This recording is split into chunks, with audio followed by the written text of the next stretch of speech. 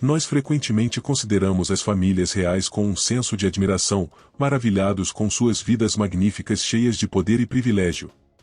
No entanto, por trás dos palácios dourados e coroas cintilantes, escondem-se segredos tão inquietantes quanto intrigantes.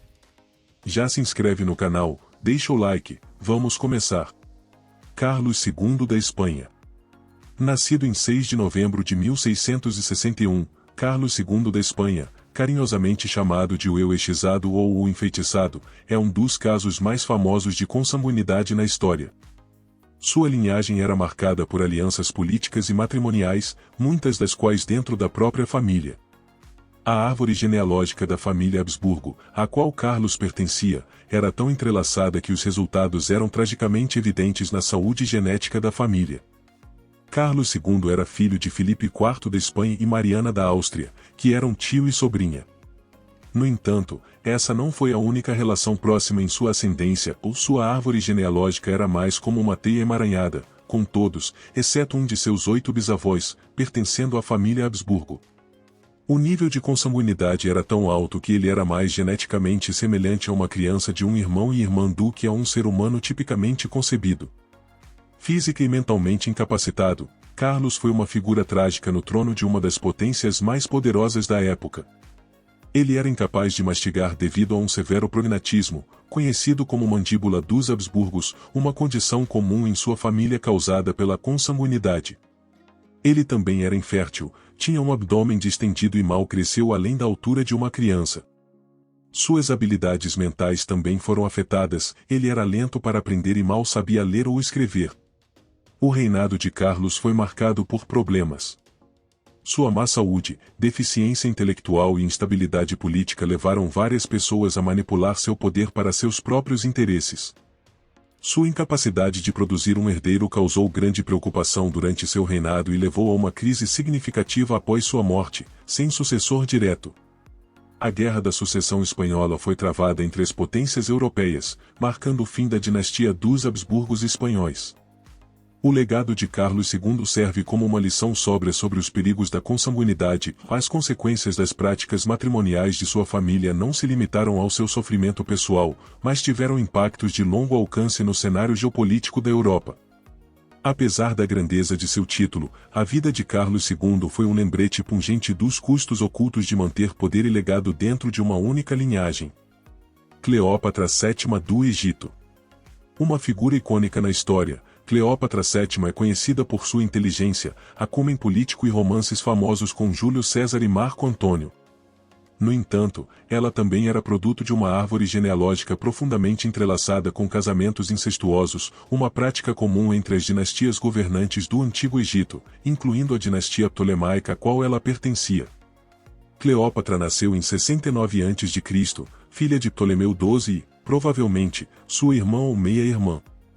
Casar-se com parentes próximos era uma estratégia adotada pelos Ptolomeus de seus predecessores para manter a linhagem real pura, imitando o casamento divino dos deuses Ísis e Osíris.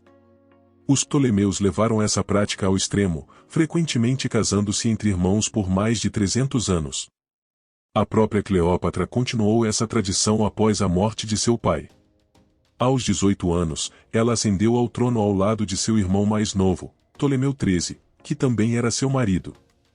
No entanto, seu cogoverno com Ptolomeu XIII foi marcado por lutas de poder e conflitos, levando a uma guerra civil. Posteriormente, após a morte de Ptolomeu XIII, Cleópatra casou-se com seu irmão ainda mais jovem, Ptolomeu XIV, mantendo a tradição familiar. Ao contrário dos efeitos adversos vistos em Carlos II, as implicações genéticas dessas uniões incestuosas não são bem documentadas no caso de Cleópatra. Cleópatra foi descrita como uma beleza exótica e conhecida por sua inteligência e carisma mais do que por sua aparência física. No entanto, dado que não temos seu corpo e só podemos confiar em textos históricos e representações, a verdadeira extensão dos efeitos da consanguinidade permanece especulativa.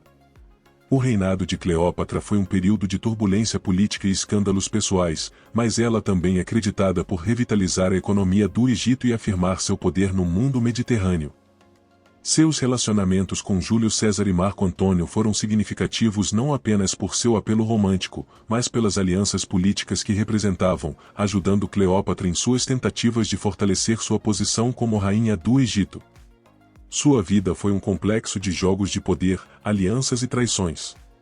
No entanto, em 30 a.C., após a derrota de suas forças contra Otaviano, mais tarde o imperador Augusto, e a morte de Marco Antônio, Cleópatra cometeu suicídio, marcando o fim da dinastia ptolemaica. A história de Cleópatra, entrelaçada com episódios de consanguinidade, ambição, inteligência e sagacidade política, é um exemplo marcante de como as linhagens reais manobravam para manter o poder, apesar dos riscos potenciais associados a tais práticas. Os Ptolomeus, incluindo Cleópatra, viam isso como necessário para preservar sua dinastia. A vida da rainha, marcada tanto por sua presença dominante quanto por seu reinado tumultuado, continua a cativar historiadores e o público, servindo como um testemunho das medidas extremas que algumas figuras históricas adotavam para manter seu reinado. Tutancâmon do Egito. Popularmente conhecido como Rei Tut, foi um faraó egípcio da 18ª dinastia, governando de 1332 a.C. a 1323 a.C. Embora seu reinado tenha sido curto, ele alcançou a imortalidade histórica quando seu túmulo quase intacto foi descoberto em 1922 pelo arqueólogo Howard Carter. No entanto, a fama de Tutancâmon também deriva dos intrigantes mistérios que cercam sua linhagem, particularmente o alto grau de consanguinidade em sua família. Tutancâmon era filho de Akenaton, um faraó conhecido por sua revolução religiosa no Egito, e da irmã de Akenaton, cuja identidade não é definitivamente conhecida. Os laços familiares de Tutancâmon foram revelados através de estudos de DNA nos restos mumificados de sua família, lançando luz sobre as relações íntimas e as complicações genéticas resultantes dentro da família real. Esse jovem rei, que ascendeu ao trono com apenas 9 anos, tinha uma infinidade de problemas de saúde, assim como Carlos II da Espanha. Análises médicas modernas sugerem que ele tinha um palato fendido e um pé torto, condições provavelmente devido à consanguinidade em sua linhagem. Além disso, Tutancâmon também sofria de malária, o que comprometeu ainda mais sua saúde. Tutancâmon casou-se com sua meia-irmã Quezenamon, outra prática comum nas famílias reais egípcias para preservar a pureza de sua linhagem sanguínea. No entanto, seu casamento foi marcado por tragédias, com evidências sugerindo que tiveram 2 filhas, ambas natimortas. Estudos sobre os fetos mumificados encontrados no túmulo de Tutancâmon revelaram deformidades físicas significativas, um claro testemunho dos perigos da tradição de consanguinidade real. O reinado de Tutancâmon foi significativo por suas tentativas de restaurar a religião e a arte tradicionais egípcias, que foram suprimidas durante o governo de seu pai, Akenaton. No entanto, seu reinado foi breve, pois ele morreu em circunstâncias misteriosas aos cerca de 18 anos.